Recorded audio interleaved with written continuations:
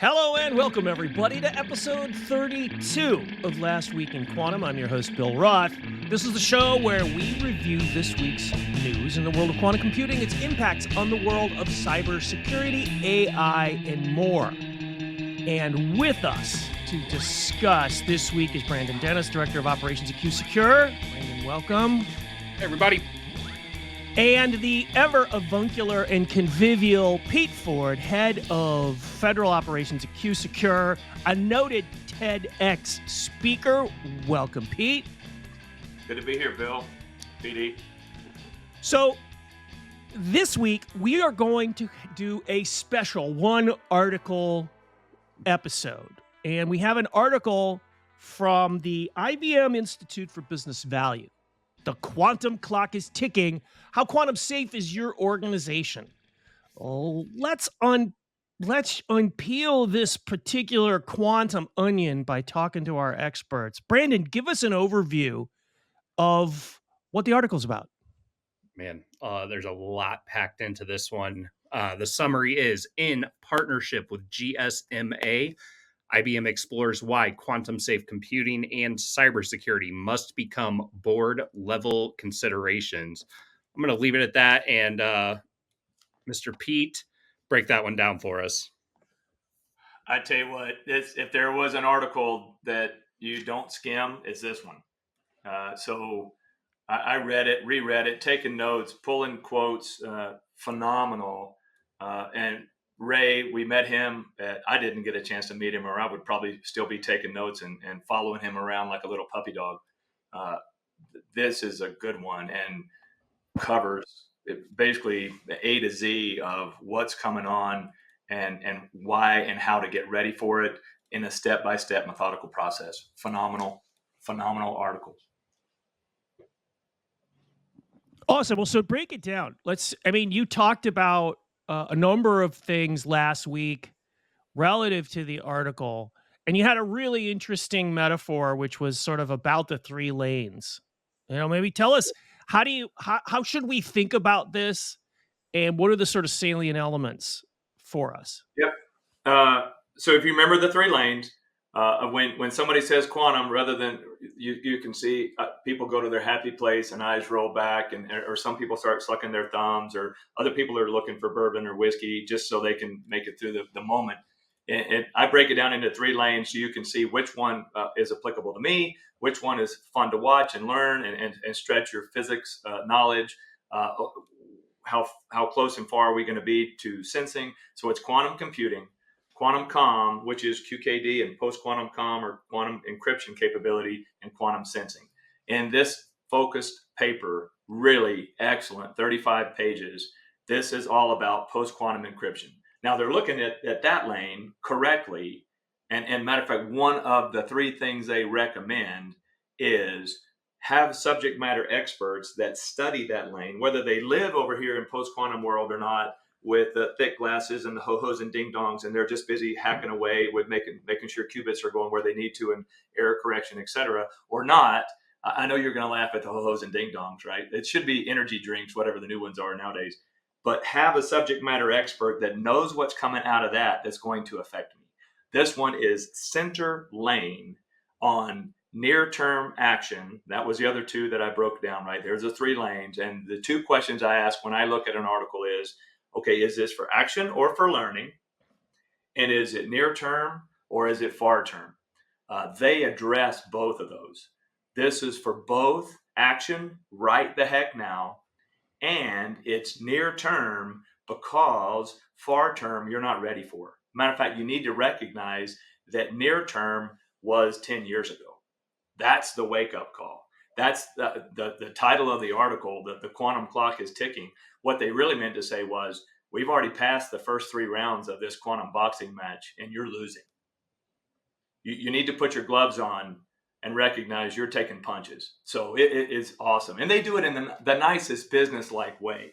In my good old-fashioned fighter pilot world, it's like, you've been killed 3 times. Or when are you going to take off and actually try to land versus getting shot? So it is really good. And the way they go through it is phenomenal to me. So if we go through it, there's every page has got something in it that's worth looking at. The key takeaways is awesome. It really, when you think about it, one, it's board level concern. I completely agree. By the way, we're at getting in QuSecure, we're fielding questions at board levels all the time. And similarly, we're fielding questions down at the individual worker that's an innovative consumer or an agile player that's trying to get through middle management and AOP and recurring revenue on why this is going to be so important for us, and the revenue is going to stop if you don't. The board has been asking a question: can we get you here in the middle to go, I think I should put some money against this, and I think I should probably be agile and nimble and adept at what I'm doing. So that's what they're saying in at least the first 5 and 6 pages, which is awesome. And then they give you some great resources in there. One of the other things I didn't give on the last week in quantum, last week in quantum, was when you get a paper like this, or you get an extensive paper that's not just an article that you can see, and you see the resources or you see the sources that they quote, one of the first things I do to go, is this new and does it force action on me, as I look at the date of who they're sourcing. And every one of the dates, minus a couple of the sourcing page, I think it's page 35 here, are within the last 2 days, or sorry, 2 years. I wish it was 2 days. They're all referencing real time, near term. I'm a subject matter expert. I pulled this chunk of wisdom out, and I'd like you to make a meal with it. So that is really significant. That's why I applaud these authors. And by the way, I'm already following them. And then they give credit also to the other players they're working at. As you dig down in deeper, one of the things that I and Sujith, and I apologize if I'm butchering your name, Sujith. I know Ray, and I think I got his last name, and phenomenal players. On page 8 of this, they go into pieces and parts of how they are describing, one, quantum safe champions, people, board level players, etc. But then what are you doing as far as what we, IBM, and I like it, it makes sense. It is a methodical, what they call QRSI. Okay, that's not me as a former military guy, just MUA. MUA is making up acronyms. There you go. And that's funny, and I know funny. So I'm not making up acronyms. That was these guys. So it turns out if you're looking for something sexy, make up an acronym about it. So they made up QSRI. So that's a quantum safe readiness index. And then they give you a scoring matrix inside of that on going, hey, how close are you? In our view, I'm going to give you a grade, and I'll look at you and ask you some questions, and I'll determine where you are as a quantum safe champion, i.e. your board level executive players. Have you ever heard of learning with errors? Do you understand what a qubit error reduction rate is? Do you understand the non-stochastic processing that a quantum computer is going to do and where they're going to focus it? They ask those type questions. Kind of your, I go back to Animal House, where the guys are sitting there in front of whatever it is, Dean Smeltz or whatever his name is, and he goes, Blutarski, 0.0. He goes, dang it, 4 years of college right down the drain. So they're actually standing in front of the dean when they go, are you a quantum safe champion? I love it. Now, I don't think Ray has ever probably even watched Animal House, or maybe he has, in which case I'm going to buy him a drink. But that's what they're looking at, is let us give you a grade and determine if you're a quantum safe champion. If not, can you please recognize there is such a one and you want to be it? And then they look at your organization and go, when your organization does these 3 things, discover, observe, the next piece of what we want to do, and then transform. And they break down 14 readiness indicators for where you are in that and your readiness to step into the quantum age. So that to me, one of the pieces of page 8 is significant for us. As QSecure, I look at that and I go, in the discovery part of this whole thing, in other words, you're just foraging around and trying to figure out where you are in this. The last part says, as you go through all the extent of your exposure, you look at, do you even understand the cryptography you currently have? You're looking at the dependencies you have, and really the second and third level of dependencies of cryptography or subsystems that may not work together. The last one is, have you aligned vendors that you want to use to govern and put security around your cryptography? Ta-da! Welcome to QProtect.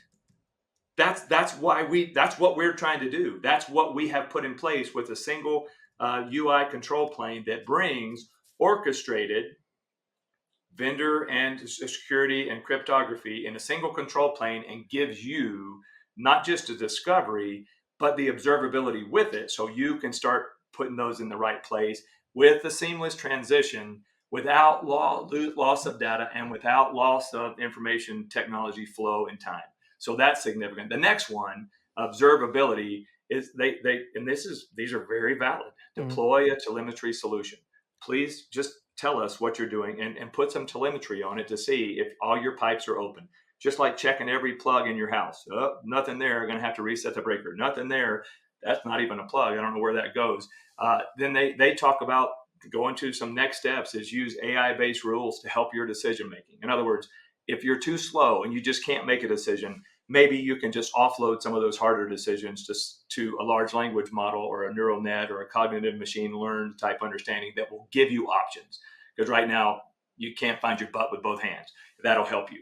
That's a funny joke and nobody laughed. And then the last one to me is implement a common ongoing governance mechanisms.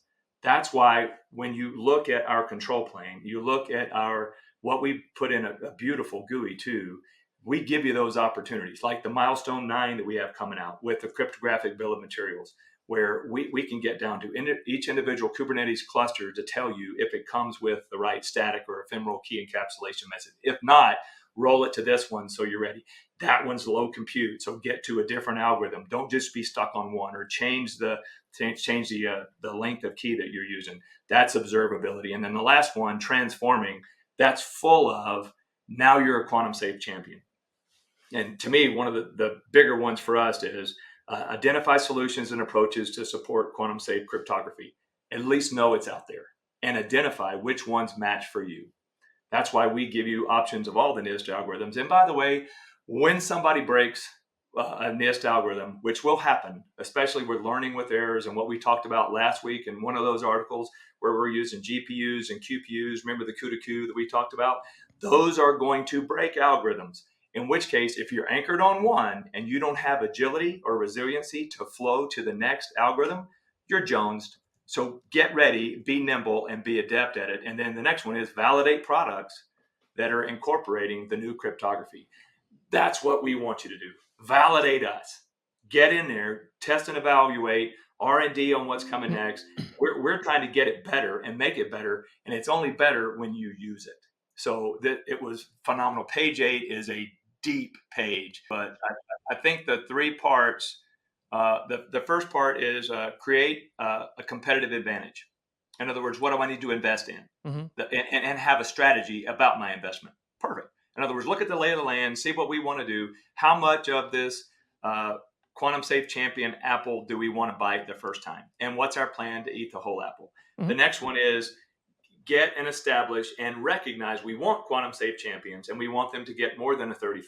We'd like them to be up here at 80 to 100% because they're giving us good indications, and we're going to take their subject matter experts' advice on what we do and readjust our strategy and readjust our investment. So that's the part 2. And then the last one is, and this is like a flashing exclamation point, become crypto resilient.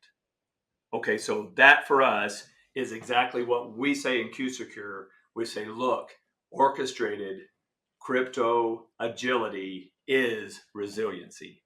If you're stuck on one, you're reactive.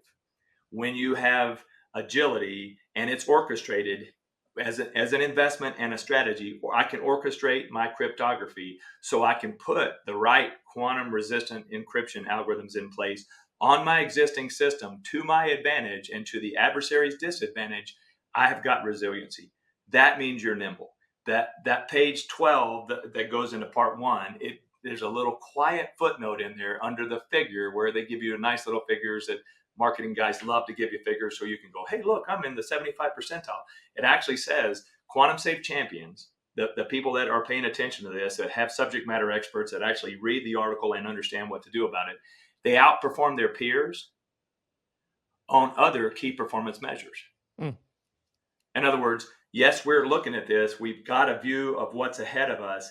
And by the way, if you look at the way we do business, no wonder we're a Fortune 10 company or a Fortune 30 company or a Fortune 100 company with all of the other operating procedures and profit we get. It's because we have a view to the future. No wonder we outperform you. We have a better investment strategy, subject matter expert focus on where we're going. It's basically saying you're going to make a lot more money and you're not going to lose the money you've already put investment in. This is one of the reasons why I like this article. As somebody who's run a large organization before, it gives you the organizational view of how I should think about my organizational development, how I should think about the readiness of these large groups of people from an organizational design perspective. And then it gives me the framework to understand the execution. And so I got another reason why this is sort of a solid article, not to mention, as you said, in many ways, the bibliography and the references provide you with your quantum book club reading list. So I think, again, really, really solid piece, and more stuff for our listeners to pay attention to. Yeah. And the second part too, I think if you're looking at that, is talking about subject matter experts, and it's really talk about developing the talent. I go back to if I'm looking to hire somebody in an organization that's going to deal with this, and it's not just the telco side, and that's what they use words like hurtling toward this. Okay, you generally don't hurtle towards something happily. It's because you're being launched or pushed into something, and you're not ready to be there. So this is an intentional focus to get there, which means when I hire somebody or I put in my talent resource piece to get human resources to bring me the right play, I'm not looking at just niche one or two people. I'm looking at people that understand that this quantum world, the quantum resiliency, quantum encryption that we're talking about, and quantum safe champion, this isn't a niche offhanded question we ask in the HR, should I hire you? This is everybody in the organization has this level of capability. Do we want you in our organization?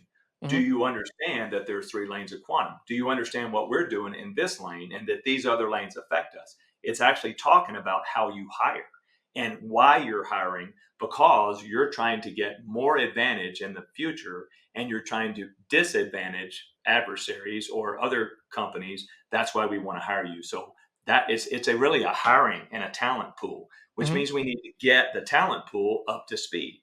And in order to get the talent pool up to speed, I have to have a demand signal from the board and other executives that go, can somebody please spell quantum right and not get a 0 in Blutarski's land?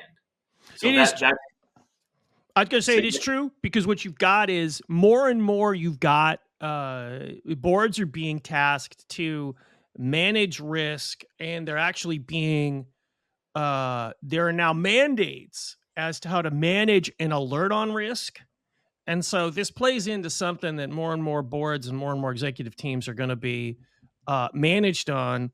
And, the risk is real. The threat is real. And I think this is a great article that talks about sort of how to think about your organization, how to think about your people.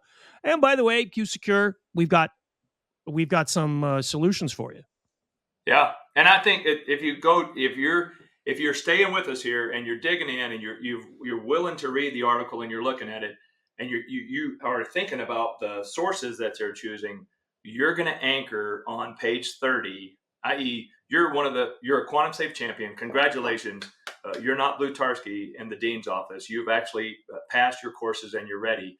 You're going to look at the timeline that they lay out on page 30. And it really only goes back to 2022. And it goes through 2026 and beyond. And it says, this is what resiliency should look like. You're considering these regulatory milestones. You're considering the services at IBM and maybe even others. You're considering a quantum safe technology roadmap and how you can get to that. i.e. your SSLs, your VPN uses, the crypto agility framework you put in place. You're intentional about your encryption. You're not like, I think I might need some encryption. Can somebody go buy some? And then you're thinking about key certificate and management that ties with that in the subsystems. And then you're actually digging into which algorithms, which protocols, which standards, which libraries am I using that match why I've purchased and put in place what I have. And then do I have the infrastructure that's going to be sustainable beyond it? Those pieces line up with their quantum safe resilience or readiness indicators, the 14 they have on page 30 in time. So you're methodical about what you're doing, not just haphazardly hurtling into the new quantum world we live in. So yeah, phenomenal. Yeah, and folks, so if you find yourself hurtling, be careful. Be careful out there. One does not want to hurtle, as we've heard. So, folks, that's all for today's show. I just wanted to remind you, you can find the link for today's article in the show notes. It's in all of our episodes. That's where the articles go. And if you want weekly quantum updates, subscribe to our YouTube channel and podcasts on Spotify, Apple, YouTube Music, iHeartRadio, and more. Stay up to date with the latest news in quantum with Last Week in Quantum. I'm your host, Bill Roth, and with us this week has been, as always, Brandon Dennis, Director of Operations, and special guest and academic reviewer of the day, Pete Ford, Head of Federal Operations, QuSecure, and noted TEDx speaker. Thank you both. Bill, thanks. You bet. Thanks, gentlemen. We'll see you next week on Last Week in Quantum.